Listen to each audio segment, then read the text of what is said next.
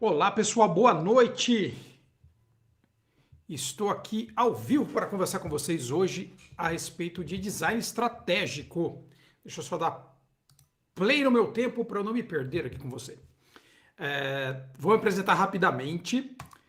Essa vai ser das palestras mais rápidas que eu vou fazer na minha vida, então eu estou muito feliz, muito empolgado, empolgadíssimo com isso.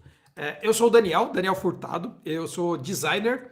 Atualmente eu trabalho como Head de Design e de Produto num Instituto de Pesquisa e Desenvolvimento na cidade de Campinas, chamado Venturos. Lá eu lidero as tribos de design e de construção de produtos. E eu tenho um canal de YouTube chamado UX Now, UX Now, onde eu falo a respeito de experiência do usuário. Mas hoje eu não vou falar especificamente sobre experiência do usuário, não. Eu vou falar de um assunto um pouco diferente, que é o design estratégico. Mas para isso eu quero mostrar um pouquinho de como que a gente encara problemas do nosso dia a dia, como que as empresas, as pessoas, os nossos gestores, como que as pessoas encaram os problemas do dia a dia e como que o design pode ser uma alternativa para essa forma de encarar os problemas. Quando a gente está tratando de problemas comuns, problemas cartesianos que a gente fala, a gente lida com uma construção que é basicamente assim. A gente tem um problema e a gente tem uma solução para esse problema. Então existe uma linearidade e é teoricamente muito fácil você explorar a causa e a consequência das coisas. Então é teoricamente simples você saber que quando você bate o telefone na cara de alguém, você está sendo mal educada ou mal educado. Então teoricamente é simples a gente fazer isso. Mas quando a gente está falando de problemas que são mais complexos ou então perversos, problemas que são capciosos ou cabeludos, a gente está falando de problemas onde não existe uma clareza tão nítida entre qual é o problema e qual é a solução. Então, às vezes, você tem um problema que tem múltiplas soluções, por exemplo, ou você tem um problema que gera outros problemas. Então, a solução do problema acaba gerando outros problemas. E isso é muito comum devido à complexidade do universo que a gente está inserido. Então, o mundo não é um mundo tão simples quanto era o mundo, talvez, de 50 anos atrás, ou de 100 anos atrás. Claro que existiam outras complexidades 100 anos atrás, mas hoje em dia a gente tem impactos nas coisas que a gente faz que podem atravessar um continente. Então isso é muito interessante, isso cria uma dificuldade em você conseguir resolver esses problemas no seu dia a dia. Essa é uma representação de design, e a gente vai falar de várias representações de design hoje, mas essa é uma representação de design muito interessante, que ela mostra que no começo de um processo de design qualquer, você tem uma zona de mistério. Você tem uma zona de mistério muito grande. Então, quando você tem essa zona de mistério, junto com esse mistério, você também tem um risco muito grande. Então, você tem o mistério de você não saber exatamente qual o impacto do que você vai produzir, você não sabe exatamente qual é o problema que você está tratando, você tem uma nebulosidade em definir para que caminho você vai, e essas coisas vão se resolvendo conforme você trabalha, conforme você faz pequenas entregas, conforme você se aproxima de consumidores, de pessoas. Então essas coisas vão se desembolando, vai sumindo aquele bololó que é basicamente o começo do processo de design. Às vezes esse processo é de ponta cabeça. Às vezes parece que está tudo super ultra claro no começo e daqui a pouco, conforme você vai enfrentando um mudaréu de informação, você vai percebendo que o problema é outro, sabe? Que, nossa, meu Deus, agora é que ficou a bagunça. Então, uma frase que eu gosto de pensar nisso é que quando a gente está fazendo design de alguma coisa, eu vou falar bastante sobre design, tá, gente? Então, vai ficar claro para todo mundo. Quando a gente está falando do design de alguma coisa, a gente tem que pensar que a gente faz os objetos que a gente faz o código que a gente faz o aplicativo, faz o site, faz a cadeira, faz o fone de ouvido que a gente faz, pro jeito que as pessoas se comportam. Sabe, como que as pessoas se comportam? Então, uma pessoa, ela se comporta de maneira sempre igual, por exemplo, ela se comporta de maneira sempre coerente, sempre coerente. Então, ou ela acha que ela é coerente, ou a pessoa acha que é coerente. Então, o Norman, que é um dos principais autores que a gente trata no design, o Donald Norman, Ele escreveu vários livros famosos do design, o design do dia a dia, o design do futuro, esse Vivendo com a Complexidade. Então ele disse que a gente tem que desenhar para como as pessoas se comportam e não como as pessoas gostariam de se comportar ou como a gente gostaria que as pessoas se comportassem. Então eu não posso planejar um produto para um mundo complexo achando que vai ser fácil você usar o aplicativo A ou o aplicativo B para pedir comida. Então, quando a gente pensa nessa complexidade, eu gosto de tentar entender que o que você tem visível, o que as pessoas veem em determinado momento, não é necessariamente o todo. E é muito improvável que seja o todo. É muito mais provável que todas as pessoas tenham visão parcial das coisas. E tudo bem, faz parte, a gente sabe que é assim, ninguém tem toda a visão do mundo.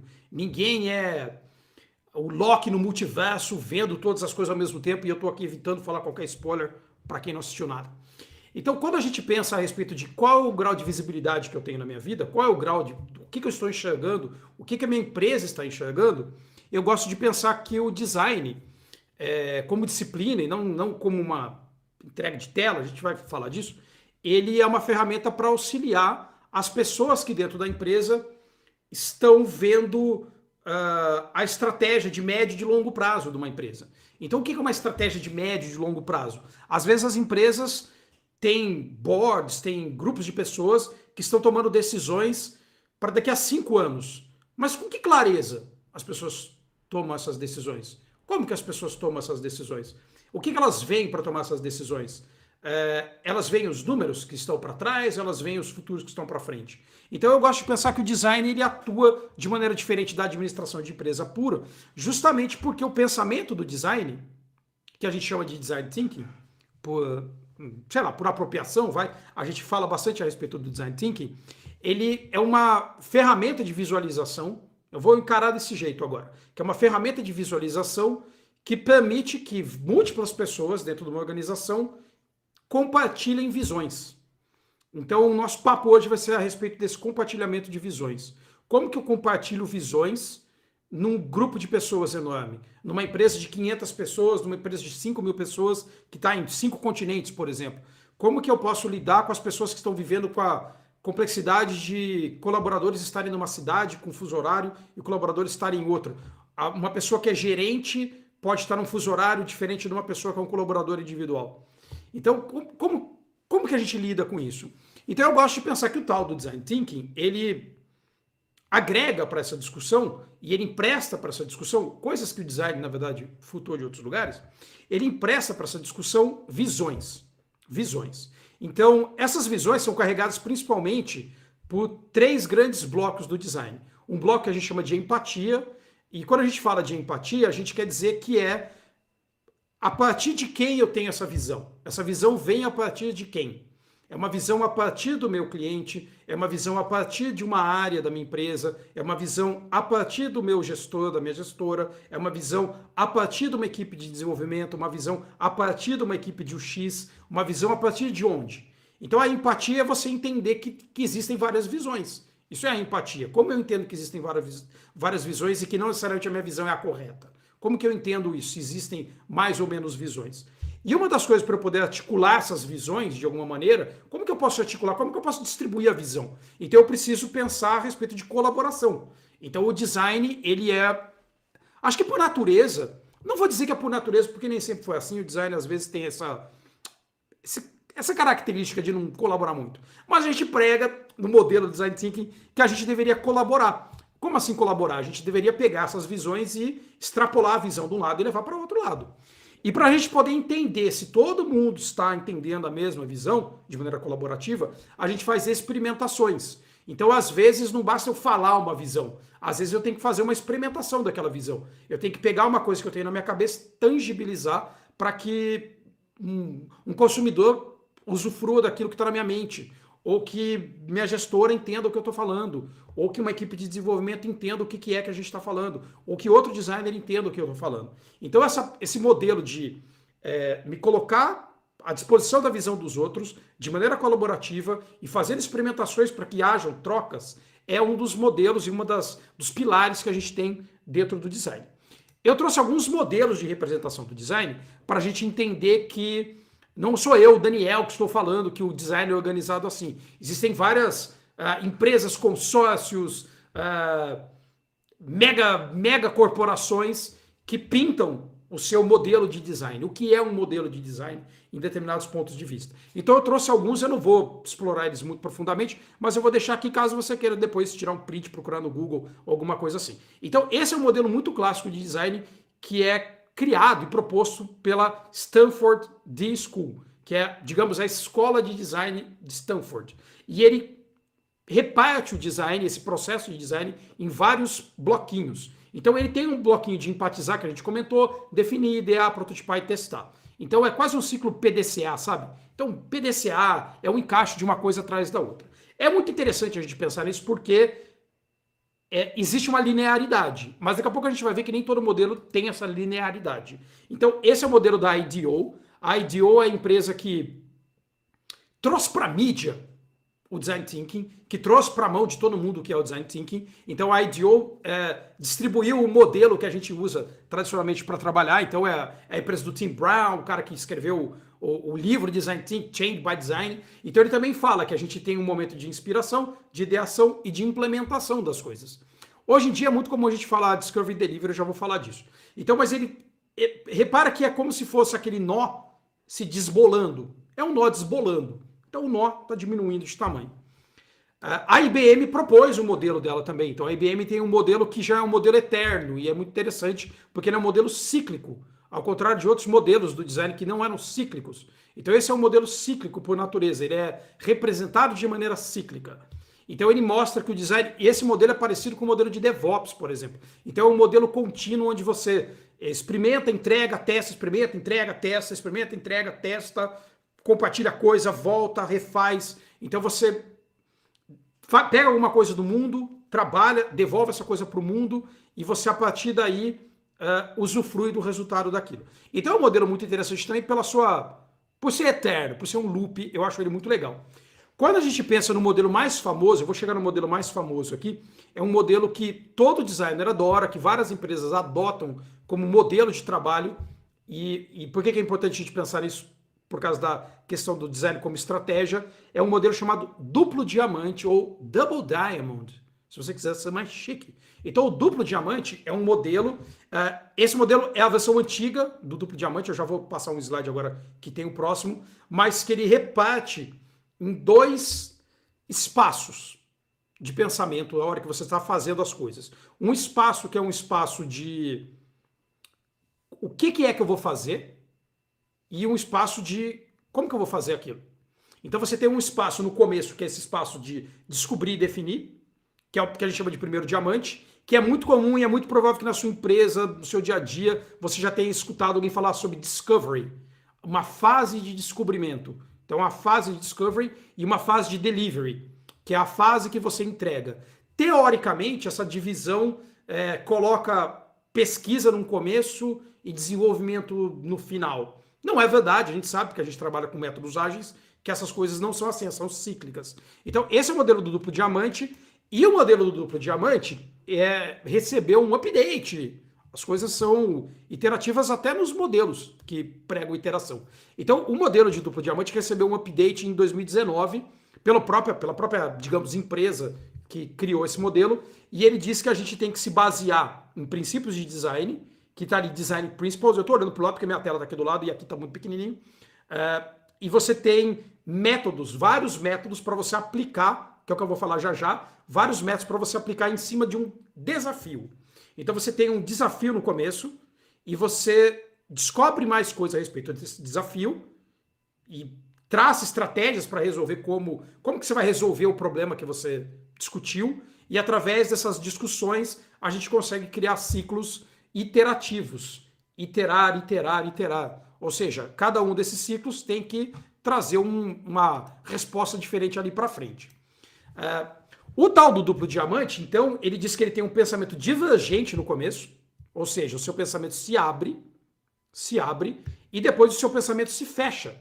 Então você primeiro tem momentos onde você tem várias oportunidades de discussão, e depois um momento onde você foca em uma dessas coisas para você trabalhar somente numa daquelas coisas.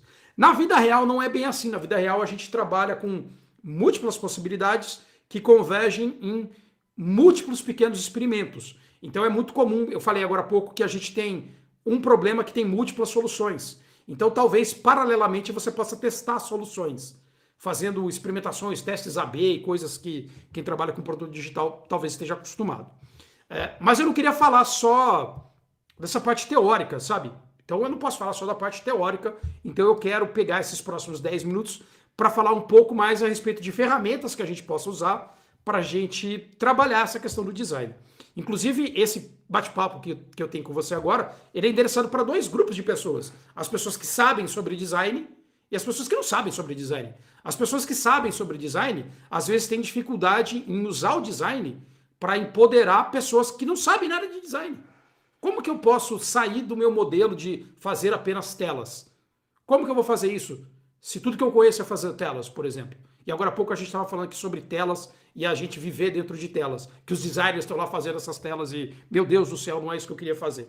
Então eu vou falar um pouco de ferramentas de design que a gente pode trabalhar. E basicamente uma coisa que a gente tem que lembrar a todo momento é que a característica principal do design estratégico é a interdisciplinaridade. Uau! Palavrão, interdisciplinar. Então, o design precisa ser interdisciplinar. A gente precisa servir como designer a um bem maior, ao que a empresa prega, ao que o usuário quer, ao que meu gestor me pede, ao que a minha gestora organiza para mim, mas de qualquer maneira a gente tem que pensar de forma interdisciplinar. E eu trouxe um caso aqui real para vocês. Eu estava conversando com o meu diretor. Eu tenho dois diretores, né, por causa da cadeira de design de produto, e o meu diretor da área de produto é uma pessoa que trabalha com inovação. Então, eu pedi autorização dele para falar sobre isso. E ele falou assim para mim hoje, tanto que esse slide aqui é novo. Ele falou assim para mim hoje: estou fazendo uma reforma na minha cozinha e deu tudo errado, eu vou ter que desfazer uma coisa porque alguém colocou um micro-ondas numa posição que eu não alcanço. E ele chamou a Marcelo, eu falei: pô, Marcelo, mas você... Ele falou: o cara mostrou o desenho para mim, mas eu não tenho noção, porque eu não consigo ver esse desenho no mundo. Eu não tenho essa visão. E eu como designer, tenho essa visão. Alguns designers que eu conheço não têm essa visão, e algumas pessoas não designers têm essa visão. Como é a visão do futuro que não existe? Como é essa visão? Então, assim, quando a gente está falando de fazer uma cozinha planejada, por exemplo, a gente tem motivos para fazer uma cozinha. Eu faço uma cozinha para ter uma coifa, para pegar o ar e a gordura do meu fogão. Mas uma pessoa que vai viver nessa cozinha, que vai conviver com essa cozinha, ela não entende direito o que você quer dizer com ter um puxador dourado, um puxador para dentro. Ela não entende direito. E a gente cria modelos de representação para tentar fazer com que essas pessoas, que não são os planejadores de cozinha, entendam o que é que você quer dizer com uma coifa, o que você quer dizer com espaço aberto, como assim um banco, qual é a altura desse banco que está aqui? Esse banco, eu tenho um banco desse na minha casa, qual é a altura desse banco? Ele tem 1 metro? Quanto é 1 metro? Então as pessoas não têm essa visibilidade, as pessoas, na maior parte do tempo, não conseguem ver o que a gente tem na nossa cabeça. Então o Marcelo, meu diretor, que eu amo, eu falo para ele sempre que ele tem 1000 coisas dentro da cabeça dele e que eu tenho que ajudar ele a tirar as coisas da cabeça dele e transformar em algum tipo de artefato tátil para que todo mundo na organização entenda o que ele quer dizer. Porque senão a gente fica numa conversa que não dá para entender o que ele quer dizer com aquilo. Então acontece uma falha de comunicação. Então, por exemplo, se ele tivesse feito isso, eu arrumei um exemplo aqui de alguém prototipando um fogão para tentar entender quanto ocupa um fogão dentro de uma cozinha. Ou seja, se eu tenho uma cozinha e eu não tenho ideia de qual é a altura que vai ficar um micro-ondas, como que eu posso trazer esse superpoder antes de eu desenvolver um fogão, antes de eu fechar um contrato, antes de eu descobrir se isso é aquilo ou aquilo é isso? Então eu posso fazer protótipos. Então, por exemplo, eu já fiz numa reforma de apartamento, peguei fita crepe e colei nos lugares para entender quais eram os tamanhos. Quais são os tamanhos das coisas? Como é alto uma coisa que eu estou? O quanto é baixo uma coisa que eu estou? Eu alcanço aquilo ou não alcanço? Como é o quadrado que eu ando aqui dentro? Então a gente pode usar esses acessórios para que a gente possa fazer uma coisa muito importante, que é ampliar a visão da equipe. Então, quando eu estou falando de design estratégico aqui, eu quero que a coisa mais clara de todas, mais clara de todas, é que a gente está discutindo trazer superpoderes para todo mundo dentro da sua empresa. Então, o design estratégico é uma forma da gente usar um monte de coisa que a gente designer faz e usar essas coisas para ampliar a visão compartilhada do todo, para que todos entendam e compartilhem da mesma visão. Então, eu trouxe uma lista de algumas dessas coisas que eu vou falar muito por cima, porque como o tempo é corrido aqui, então eu trouxe algumas e eu quis focar. Depois eu vou pedir para você que está assistindo, se você quiser, tira um print dessa tela e procura no Google o que são essas coisas que estão aqui, porque essas coisas vão ajudar você a compartilhar visões. Então tudo que está aqui para compartilhar a visão. Então quando a gente fala, por exemplo, criar um storyboard, é um jeito que no cinema se usa para eu dizer qual é a minha visão como diretor para o filme novo dos X-Men. X-Men, vai, vocês entenderam. Do Deadpool. Então, eu preciso do storyboard para dizer, essa é a minha visão. É isso que eu vejo. É aqui que vem a câmera, é aqui que sai a câmera. Então, o storyboard serve para trazer essa visão. Quando uma pessoa faz, por exemplo, uma pesquisa, um desk research, que é uma pesquisa sentado na sua mesa, você não faz a pesquisa só pela pesquisa. Você faz a pesquisa para pegar informações da pesquisa que contribuam para a visão de todo mundo. Olha, pessoas, eu descobri aqui essas informações e eu trouxe para você essa visão. Então a gente, como designer, vai pegar as coisas e trazer essa visão para os outros. Então você cria jornadas de usuário para trazer visões. Você faz protótipos rápidos para trazer visão. Todas essas ferramentas são ferramentas que não são fazer tela, com exceção do protótipo rápido, que pode ser fazer tela, mas são ferramentas que você, designer, pode usar para trazer visão para as pessoas que estão tomando decisões estratégicas numa empresa. Porque quando você traz essas visões para as pessoas, você é chamado para a mesa de discussão como um facilitador, como uma facilitadora, como uma pessoa que entra para facilitar a visão. Então eu queria deixar claro que o design não é fazer uma peça de arte. O design é mais do que isso. O design é um processo da gente levar coisas que estão numa condição agora para uma condição melhor. Pode ser diminuir o tempo de um processo, pode ser fazer alguém conseguir comprar mais fácil, pode ser alguém conseguir cancelar uma compra mais fácil. Então tudo isso aí são os poderes que o design traz. E como eu sei que falta um minuto para acabar esse negócio aqui, eu queria deixar meu contato, para caso alguém queira saber mais sobre isso, e principalmente dar um destaque para o fato de que eu tenho um canal de YouTube sobre esse assunto, onde eu falo bastante sobre design estratégico, um X, que é o UX Now. Então, apesar das pessoas falarem que eu ainda tenho 3 minutos, porque eu estou recebendo esse feedback aqui, que eu tenho 3 minutos, eu vou descompartilhar a minha tela. Estou rindo aqui junto com as pessoas que estão aqui junto comigo aqui no chat, porque eu falo depressa, viu? Mas eu vou descompartilhar a minha tela. Na verdade, eu não vou. Eu vou deixar a tela ali, porque vocês veem a foto do Glauber, meu cachorro.